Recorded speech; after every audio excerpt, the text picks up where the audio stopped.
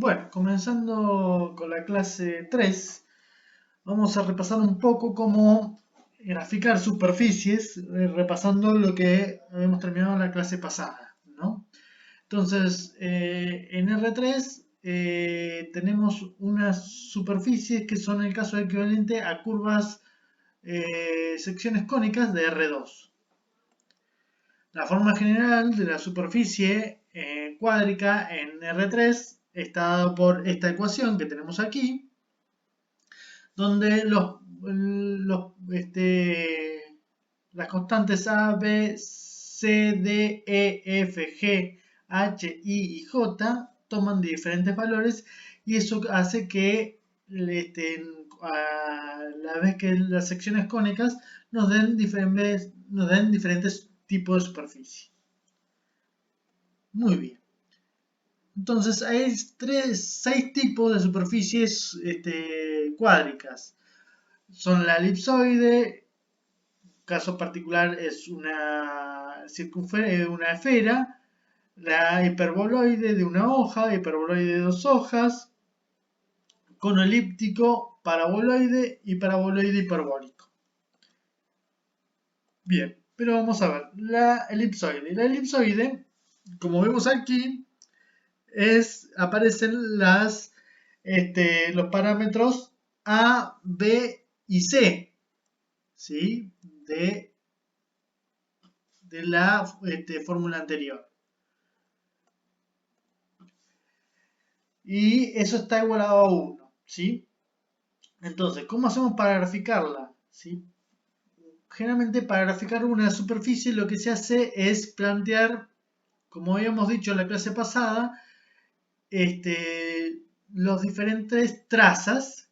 ¿Qué son las trazas? Son darle valores a cada una de las variables. Por ejemplo, si le damos valor a z igual a 0, estaríamos sobre el suelo, ¿sí? Y en este caso, entonces, nos daría z igual a 0, esto desaparecería y entonces nos quedaría una elipse de la forma x cuadrado sobre a cuadrado más y cuadrado sobre el cuadrado igual a 1. De igual modo, si hacemos x igual a 0, estaríamos sobre el plano iz, ¿sí? Estaríamos sobre una de las paredes y también la gráfica sería una elipse. Lo mismo ocurriría si y es igual a 0. Si y es igual a 0, entonces también nos quedaría una elipse, pero en el plano xz, ¿sí? Entonces, una vez graficado, fíjense, en el plano xy nos da esta elipse, ¿sí? Entonces, uno lo que hace es graficar la elipse. Después, en el plano iz nos da esta elipse y en el plano xz nos da esta otra elipse. Entonces, ahí tenemos tipo un esqueleto de la gráfica, ¿sí? Acá la vemos, pero tendríamos un esqueleto de la gráfica. ¿Cómo hacemos para darnos cuenta si esto no nos basta? Darles otros valores de z, y x a la función, ¿sí? Entonces, hacer z fijo y darle, por ejemplo, valor 1, ¿sí? Si le damos valor 1, pasamos todo esto para este lado y dividimos, y entonces nos da otro tipo de elipse un poquito más chica, ¿sí? Fíjense que acá, si tuviéramos que hacer una elipse, nos daría un poquito más chica, ¿sí? El eje mayor con el eje menor. Lo mismo si hiciéramos para diferentes valores de i, ¿sí? Para diferentes valores de i también tendríamos tipo una elipse, ¿sí? ¿Y hasta dónde puedo tomar los valores? ¿Sí?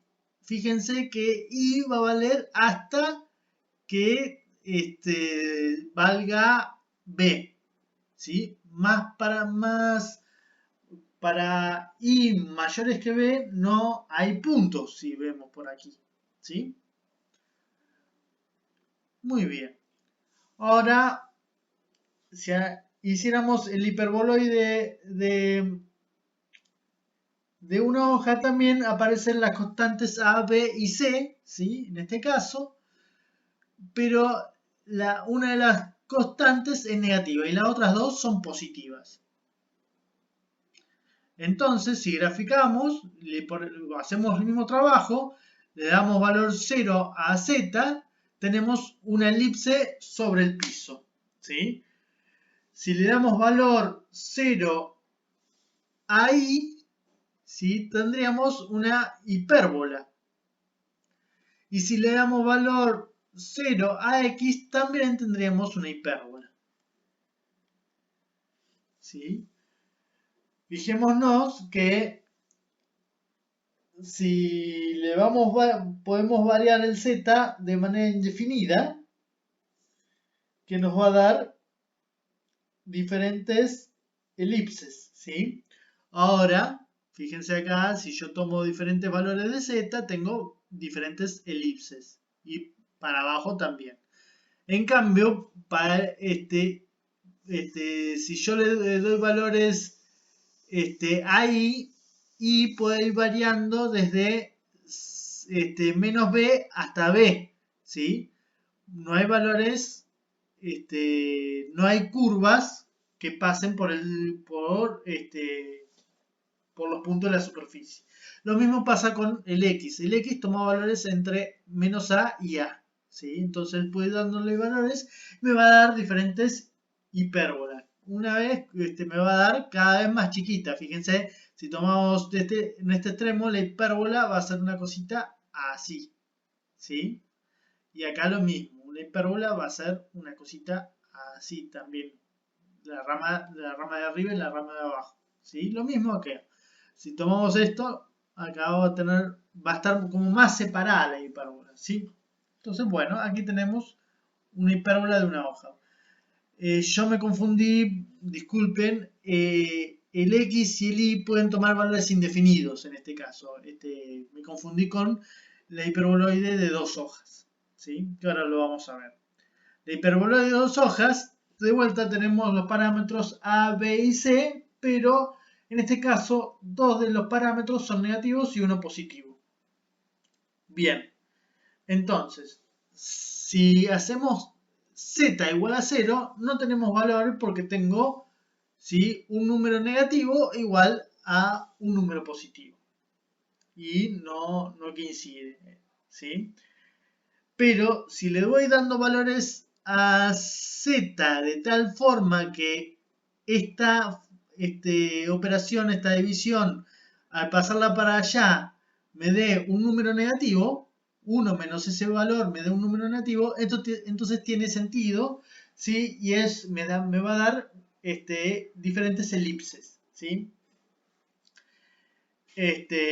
Bien, ahora, si hacemos, por ejemplo, I igual a 0, ¿sí? Ahí sí tenemos, en una pared tenemos una hipérbola, y si hacemos X igual a 0 también tenemos hipérbola, y si le damos valores a X y a Y vamos a tener diferentes hipérbolas que van a estar un poquito más separadas una de otra. Fíjense que, como les decía, cuando Z es igual a 0 no tenemos valores, pero a medida que vamos aumentando el Z, o disminuyendo el Z, en algún punto 1 menos ese valor tiene sentido y tengo algo negativo igual a algo negativo. Entonces se va a dibujar, o lo que podemos pasar la parte negativa de este lado para acá positivo y todo esto negativo para este lado positivo. Entonces me va a quedar diferentes elipses, ¿sí? Si yo grafico acá me va a quedar diferentes elipses. Y lo mismo si yo hago cortes verticales con diferentes sentidos, nos va a dar diferentes hipérbolas.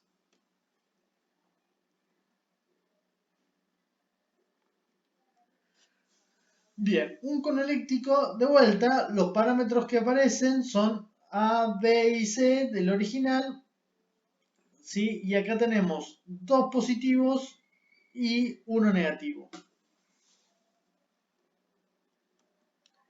Entonces, de vuelta, ¿sí? Si nosotros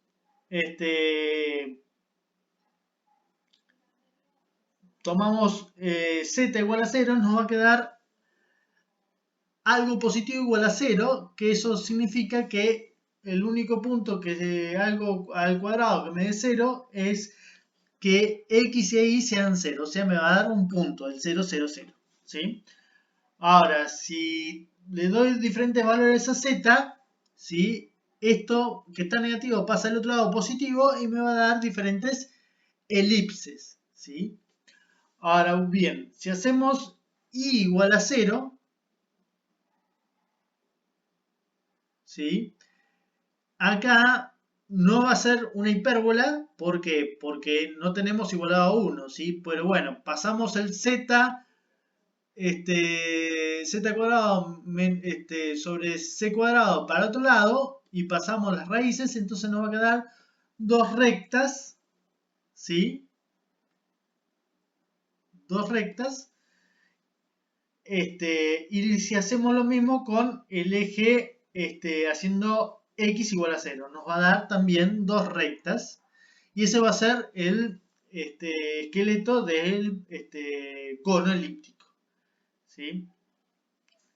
A medida que le voy dando valores a z, ¿sí? Eso me va a dar, y ahí sí me va a dar hipérbolas, digo, perdón, sí, perdón, a medida que le voy dando valores a x, eso sí me va a dar hipérbolas, y lo mismo, a medida que le voy dando valores a y también me va a dar hipérbolas, ¿sí?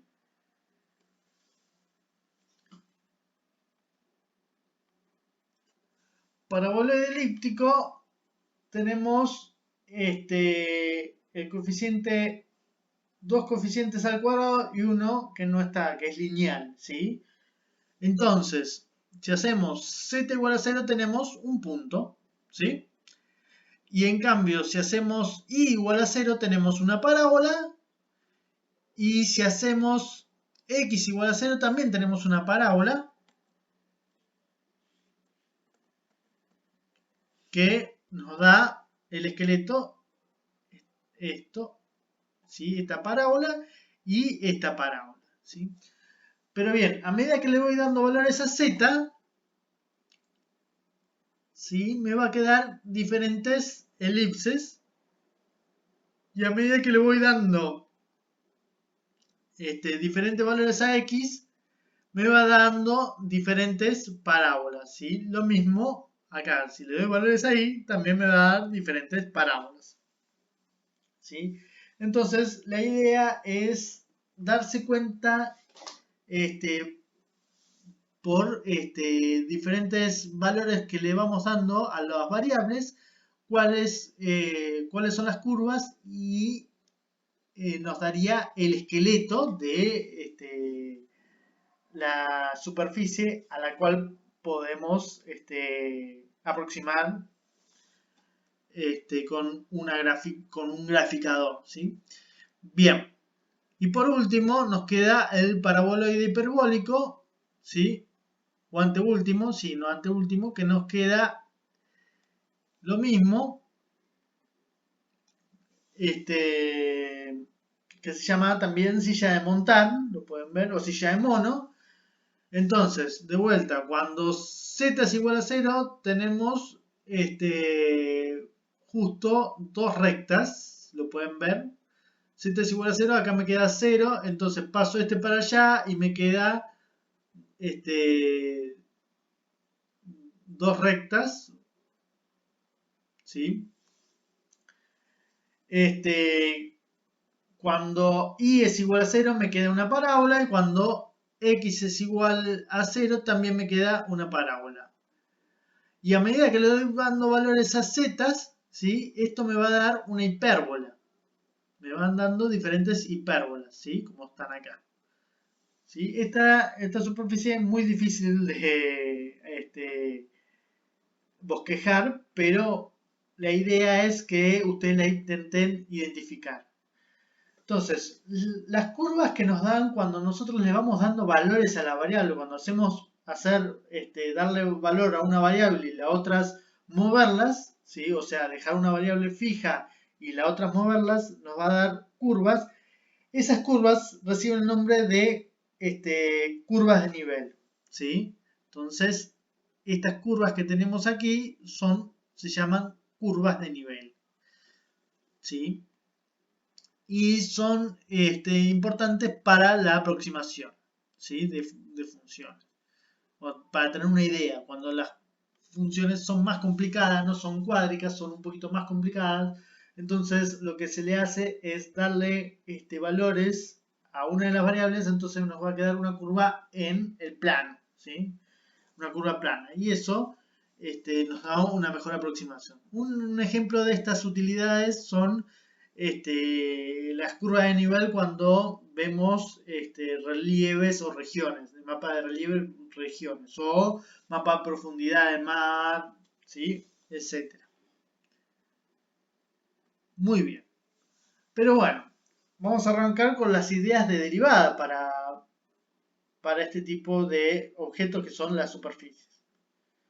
Entonces, lo que vamos a ver es que se llaman derivadas parciales. En general, si f es una función de dos variables, o sea, si f es una función de variable x e y, ¿sí? O sea, vamos a hacer que z está en función de x e y, ¿sí? Entonces, lo que podemos hacer es lo mismo que hacíamos con los límites, ¿sí? Suponemos que hacemos variar solamente una variable y la otra la mantenemos fija, ¿sí? O sea, por ejemplo, acá hacemos variar x y mantenemos fijo al y, ¿sí? Y, por ejemplo, ahí le ponemos b, que sea b una constante. Entonces esto nos genera una función de una sola variable, ¿sí? Lo llevamos al problema de funciones de una variable y acá podemos calcular la derivada, ¿sí? Entonces, vamos a llamar a la derivada de esa función g de x, que es la f, haciendo variar el x y poniendo a b constante. Vamos a llamar a la derivada de g en a, ¿sí? Ese valor de derivada la vamos a llamar derivada parcial de f con respecto a x en ab.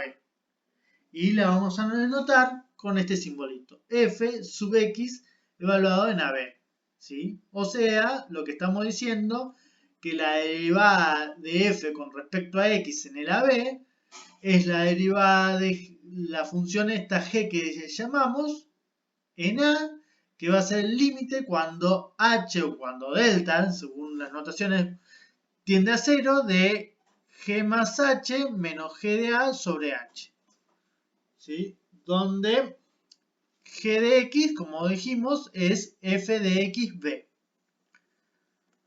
Al igual, ¿sí? Bueno, entonces la derivada parcial de f con respecto a x en ab va a ser igual al límite cuando h tiende a 0 o cuando delta tiende a 0 de f de a más h, b menos f de ab sobre h, ¿sí? Fíjense que acá lo único que estamos haciendo variar es la coordenada x, ¿sí?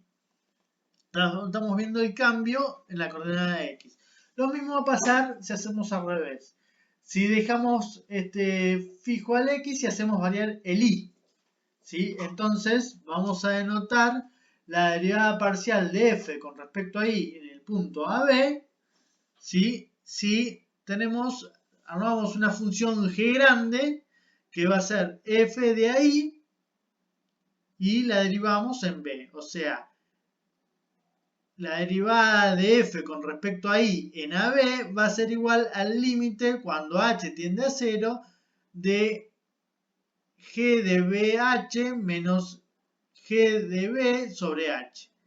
Y esto va a ser igual al límite cuando f de a bh menos f de ab sobre h. O sea, acá estamos haciendo variar la coordenada y, ¿sí? Entonces, para más general, si vamos a decir que si f es una función de dos variables, o sea, si tenemos z igual a f de x y, sus derivadas parciales son las funciones f de x y f de y definidas como esos límites que habíamos definido anteriormente. ¿Sí? Acá entonces formalizamos las ideas anteriores. ¿Qué es lo que pasa? En los libros van a haber muchas notaciones respecto a esto, no solamente estas que vamos a tomar aquí, sino que se usan mucho, ¿sí? Otros tipos de notaciones. Por ejemplo, nosotros vamos a utilizar esta, la derivada de f con respecto a x en el punto xy. O definida más general, la derivada de f con respecto a x. Todo esto significa lo mismo, ¿sí? También van a ver en los libros esta notación, o esta, ¿sí? O esta, si tenemos que z es igual a f de xy, ¿sí? O estas otras, ¿sí? Pero por nomenclatura nosotros vamos a usar esta o estas, ¿sí? Las tres primeras vamos a, ¿sí? Ustedes tienen que interpretar que cuando nosotros pongamos una notación de este estilo, vamos a querer identificar las derivadas parciales de una función con respecto a una de sus coordenadas, ¿sí? Con respecto a la coordenada que está como subíndice o en el denominador. Bien. Entonces, una regla para determinar las derivadas es, para determinar la derivada parcial de f con respecto a x, lo que hacemos es conservar a y constante, darle decir, bueno, y suponer que es una constante y derivar a f de xy con respecto a x. Y para determinar la derivada de f con respecto a y, lo mismo hacemos. Consideramos a x constante y derivamos a f de xy con respecto a y. ¿Sí? Entonces, por ejemplo, si tenemos esta función, ¿sí? O sea, tenemos que z vale esto, y queremos determinar la derivada parcial en el punto 2,1, entonces lo que hacemos es, primero consideramos a y constante y derivamos con respecto a x. ¿Sí? Si suponemos que y es constante y derivamos con respecto a x, acá nos da 3x cuadrado, ¿sí? Acá nos da 2xy al cubo, ¿sí? Repito, y es constante, y esto, como es ser y es constante, no tiene nada de x, se me hace 0 al derivar. Y evaluado en el 2,1, entonces, ¿sí? Es reemplazar x e y por las coordenadas que tenemos. Y ahora, si hacemos al revés, si consideramos a x constante y derivamos con respecto a y, tenemos la siguiente expresión que, como vemos, es una función de dos variables, de x e de y, ¿sí? Y si reemplazamos en el punto, tenemos el valor. Pero bien, ahora, ¿qué interpretación tiene esto? ¿Sí? Vamos a ver la interpretación geométrica de derivadas parciales. Entonces, si suponemos que z está en función de f de x, de x y de y, ¿sí? O sea, la fórmula que nos dan es cuál es la fórmula de z, ¿sí? Entonces, eso nos da nos da una superficie. Hacemos la gráfica, nos da una superficie. Y si tomamos un punto y queremos ver la derivada en ese punto, la derivada parcial en ese punto, entonces tomamos AB, vamos a tener un valor de z. Entonces, si f de AB vamos a tener un valor de z, entonces el punto en la superficie va a ser A, B y C. ¿Sí? Entonces, ¿qué es lo que pasa? Si hacemos y constante, y igual a b, y hacemos variar x, tenemos la curva C1, ¿sí? Y si hacemos, si mantenemos a x constante y hacemos variar y, tenemos la curva C2, que es la intersección de la curva con un plano vertical en ambos casos, ¿sí? Acá tenemos, ¿sí? Que C1 es la superficie, ¿sí? Intersección con un plano vertical paralelo al plano XZ, ¿sí? Es como si cortara a la superficie perpendicularmente, ¿sí? Entonces eso nos va a dar una curvita que es la C1, ¿sí? Y entonces al calcular la derivada parcial, ¿sí?, de esa curva con respecto a X, lo que nos va a dar es la pendiente de la recta tangente T1 en el punto ABC, ¿sí? Lo mismo va a pasar con la curva C2. La curva C2 se obtiene cortando la superficie con un plano paralelo al plano IZ, ¿sí? Como si cortáramos con cuchillo la superficie. Y eso nos genera una curva C2, y de vuelta la derivada parcial de f con respecto a y nos va a dar la pendiente de la recta tangente en C2 de la curva C2, ¿sí? En el punto ABC, ¿sí? Como decíamos acá, entonces la curva C1 es la gráfica de la función g, ¿sí? Haciendo y constante igual a b. De modo que la pendiente de la recta tangente es la derivada de g en a, ¿sí? Que es la derivada parcial de f en x, con respecto a x en a b. Lo mismo va a pasar con la curva C2. La C2 es la gráfica de la función g mayúscula i, ¿sí? De modo que la pendiente de su recta tangente 2, T2 en P es G grande prima de G en AB, ¿sí? Entonces, las derivadas parciales se pueden interpretar geométricamente como la pendiente de las tangentes en el punto ABC, ¿sí?, a las trazas o a las o a las curvas de nivel C1 y C2 de S, con los dados por los planos y igual a B o X igual a A. Bien, de vuelta, como f es una función de dos variables, entonces sus derivadas parciales también van a ser funciones de dos variables, como vimos, ¿sí? Entonces lo voy a poder derivar otra vez, ¿sí? Entonces la derivada de segundo orden, que la vamos a anotar así, va a ser, esto es la derivada de f con respecto a x, y de vuelta eso con respecto a x. Esto es la derivada de f con respecto a x, de vuelta con respecto a y. Y esto es la derivada de f con respecto a y, derivado con respecto a x. Y la derivada de f con respecto a y, dos veces x, ¿sí? Acá están las notaciones que habíamos visto también al principio, que van a ver en varios libros que tienen diferentes notaciones, pero todos significan lo mismo. Nosotros lo que vamos a utilizar como notación va a ser el primero, el segundo o el cuarto, la cuarta forma, ¿sí? Cuarta o quinta forma, ¿sí? Muy bien.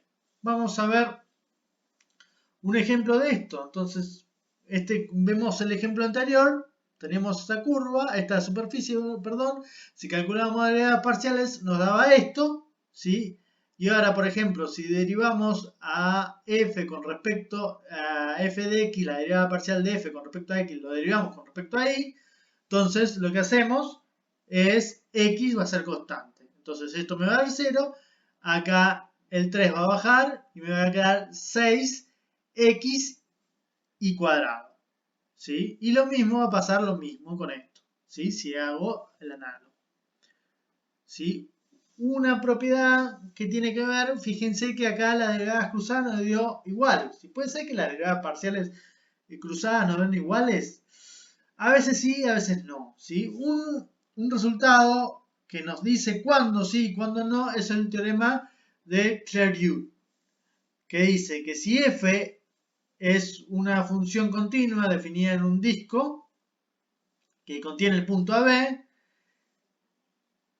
y si la derivada cruzadas f o sea, la segunda derivada de f de xy son continuas en ambos lados, entonces son iguales. Si son continuas, son iguales. ¿Sí? Bien, entonces con esto hicimos una introducción de las derivadas, ¿sí? En espacios tridimensionales. La clase que viene vamos a ahondar en estos temas, ¿sí? Vamos a ver las reglas principales de derivación. Acá también ocurre, valen también las propiedades de derivadas que veíamos en los anteriores análisis, o sea, si yo tengo la suma, la derivada parcial de una suma es igual a la suma de derivadas parciales. El producto la derivada parcial de un producto es la derivada parcial del primer coeficiente por la otra función sin derivar más el primer coeficiente sin derivar por la segunda función, la derivada parcial de la segunda función, y así sucesivamente. Tienen todas las mismas propiedades, ¿sí? Entonces, lo que vamos a ver la clase que viene es estudiar otras propiedades, como es la regla de la cadena, que no es tan sencillo como en una variable, y interpretar un poco las cuestiones geométricas y a su vez cálculo de derivadas en ecuaciones implícitas.